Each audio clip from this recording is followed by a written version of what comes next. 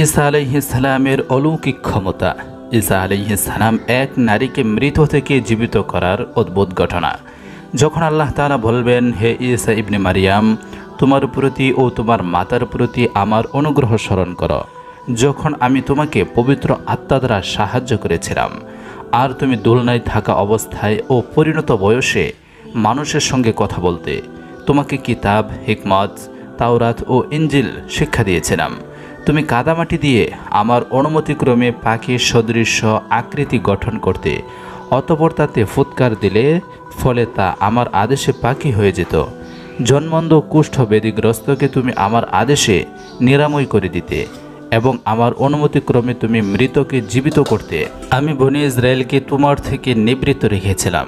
যখন তুমি তাদের কাছ থেকে স্পষ্ট প্রমাণাদি নিয়ে এসেছিলে, তখন তাদের মধ্যে যারা কুফরি করেছে তারা বলল, এটা তো স্পষ্ট জাদু। সূরা আল মায়েদা আয়াত নম্বর 110। আগের আয়াতে সব নবীর অবস্থা ও তাদের সঙ্গে কিয়ামতের প্রশ্ন উত্তরের বিষয়টি বর্ণিত হয়েছে। এই আয়াতে বনী ইসরায়েলের শেষ নবী হযরত ঈসা আলাইহিস সালামের সঙ্গে আলোচনা ও তার প্রতি আল্লাহর বিশেষ অনুগ্রহের কিছু বিবরণ দেওয়া হয়েছে। ঈসা আলাইহিস সালামের ব্যাপারে তার উম্মতরা খুবই কঠিন পরীক্ষার সম্মুখীন হয়েছিল, কেননা তার জন্ম, তার গুণাবলী, তার প্রতিপালন, তার অন্তর্ধান ইত্যাদি ছিল খুবই রহস্যবৃত, যা মানুষকে সন্দেহের সাগরে ভাসিয়ে দিয়েছিল। ফলে তারা তাকে নিয়ে নানা ধরনের কল্প কাহিনী তৈরি করার সুযোগ পেয়েছিল। তাই আলোচনার আয়াতে নাসারাদের নেতাদের গাতার্থে মরিয়ামের পুত্র ঈসা আলাইহিস সালামকে সম্বোধন করা হচ্ছে, যেহেতু এই নেতাদের মধ্যে অনেকেই তাকে সর্বময় ক্ষমতার অধিকারী জ্ঞান করত, আবার কেউ কেউ তাকে স্রষ্টার আসনেই বসিয়েছিল।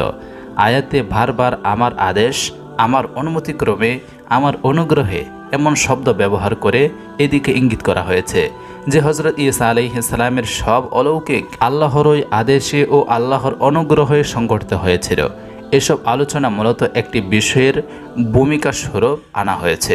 বিষয়টি হলো হাসরের ময়দানে হযরত ঈসা আলাইহিস সালামকে তার উম্মতের বাড়াবাড়ি ও শিরকের বিষয়ে জিজ্ঞাসাবাদ করা হবে। তিনি আত্মপক্ষ সমর্থন করে বলবে যে তিনি উম্মতকে এ শিক্ষা দেননি। আল্লাহর আদেশে ঈসা আলাইহিস সালামের অলৌকিকতা।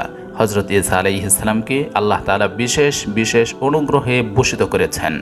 তার পবিত্র জন্ম প্রক্রিয়ায় ছিল চিরবিস্ময়কর। পরবর্তী সময় আল্লাহ তাআলা তাকে অসাধারণ অলৌকিক ক্ষমতা দান করেছিলেন।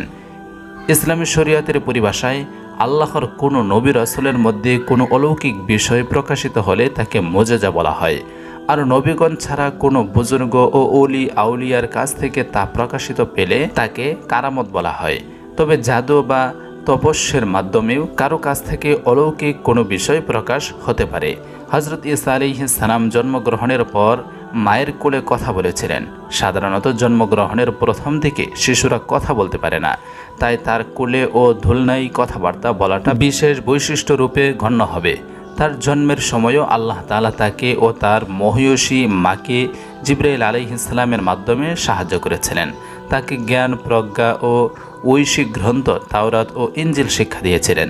তিনি কাদামাটি দিয়ে পাখি প্রতিকৃতি তৈরি করে ফু দিলে আল্লাহর আদেশে তা জীবন্ত পাখি হয়ে যেত। তিনি আল্লাহর অনুগ্রহে জন্মন্ধ ও কুষ্ঠ রোগীকে নিরাময় করতে পারতেন, মৃতকে জীবিত করতে পারতেন। এসবই মূলত হয়েছে আল্লাহর নির্দেশে ও তার বিশেষ অনুগ্রহে। সুপ্রিয় দর্শক শ্রোতা, আজকের ভিডিও এই পর্যন্তই। দেখা হচ্ছে পরবর্তী কোনো ভিডিওতে।